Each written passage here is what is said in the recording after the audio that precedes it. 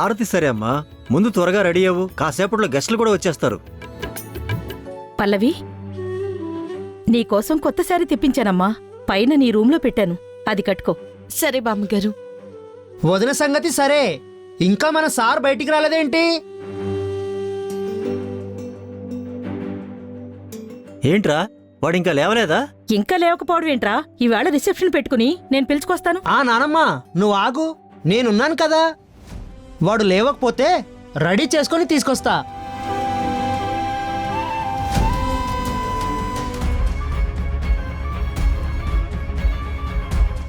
ఏంట్రా నువ్వు రెడీ చేయించేది? అసలు వాడింట్లో ఉంటే కదా. మీ ఏర్పాట్లో మీరుంటే మా ఏర్పాట్లు మేం చేయమా? అన్నయ్య, వీడు లేడేంటి? ఫ్రెష్ అవుతున్నాడేమో. అన్నయ్య, అన్నయ్య,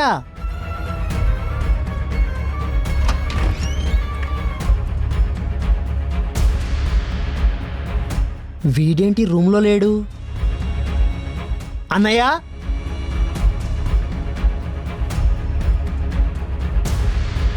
అన్నయ్య, అన్నయ్య. రేయ్, గదిలో ఉన్నాడేమో చూడమంటే బయటకు వచ్చి అన్నయ్య అన్నయ్య అంటావేంట్రా? గదిలో అన్నయ్య లేడు కదా నానా.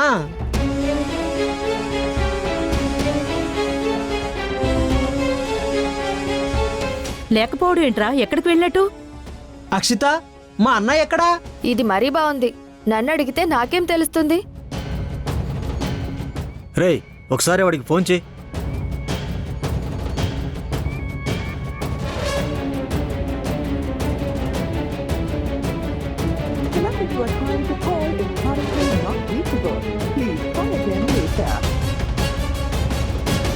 స్విచ్ ఆఫ్ వస్తుంది నానా.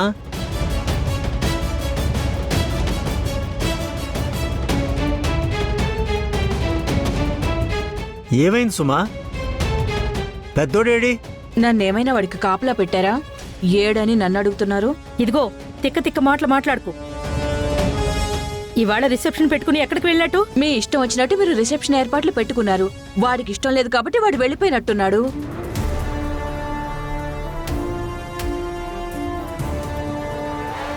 ఇదిగో బాబు, మీ డెకరేషన్ ఆపండి. ఇక్కడ రిసెప్షన్ ఏం జరగటం లేదు. మీరాపండి.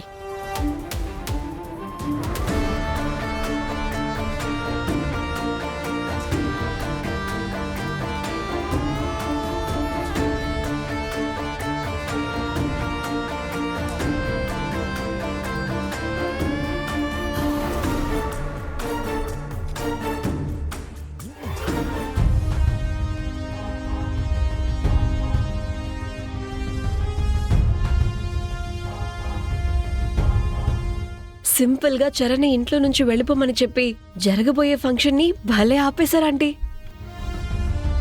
ఇంతకీ బావగారు ఎక్కడ ఆంటీ? సేఫ్ ప్లేస్ లో హ్యాపీగా ఉన్నాడు.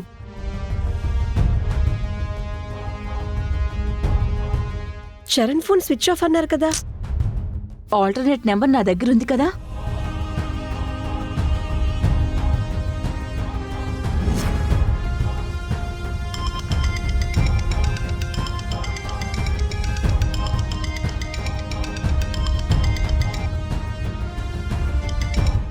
హలో, చెప్పు మమ్మీ. ఏంటి అక్కడ పొజిషన్? ఏముంది, నువ్వు లేవు కదా. ఫోన్ కూడా స్విచ్ ఆఫ్ వస్తోంది. ఏం చేయాలో అర్థం కాక ఫంక్షన్ ఆపేయడానికి డిసైడ్ అయ్యారు. నానమ్మ ఒప్పుకుందా? ఎవరి కోసం ఒప్పుకుంటారు బావగారు? మీరు లేకుండా రిసెప్షన్ ఏంటి? ఎవరు చేస్తారు? ఎవరితో చేస్తారు?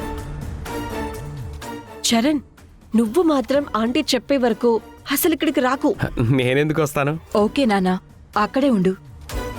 ఇక్కడ సంగతి నేను చూసుకుంటాను. సరే.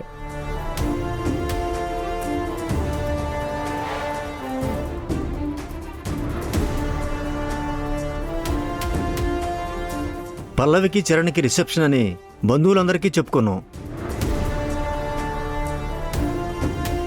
అందరూ వచ్చే టైం అయింది. ఈ టైంలో వీడు ఎలా చేస్తాడు అనుకోలేదు.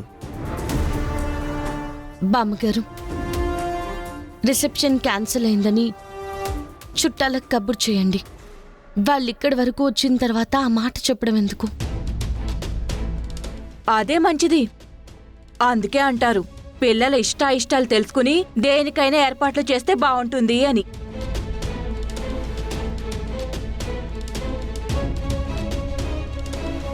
రే చంటి,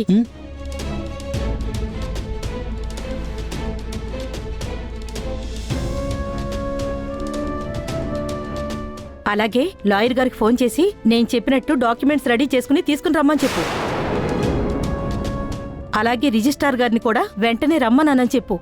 సరేనానమ్మా. వెళ్ళు.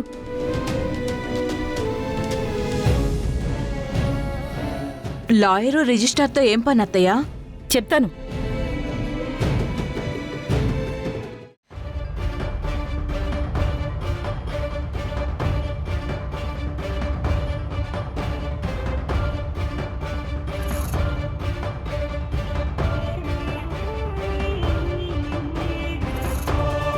నమస్కారం అండి. నమస్కారం అండి. నమస్తే అమ్మా. కూర్చోండి. లాయర్ గారు, నేను చెప్పినట్టు డాక్యుమెంట్స్ రెడీ చేశారా? మీరు చెప్పినట్టే రెడీ చేయించానమ్మా. సార్, ఆ పేపర్లు ఇవ్వండి.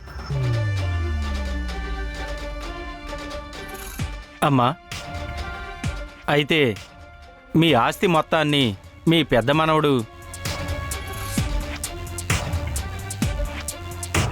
భార్య అయిన పల్లవి పేరు మీద రాస్తున్నారు.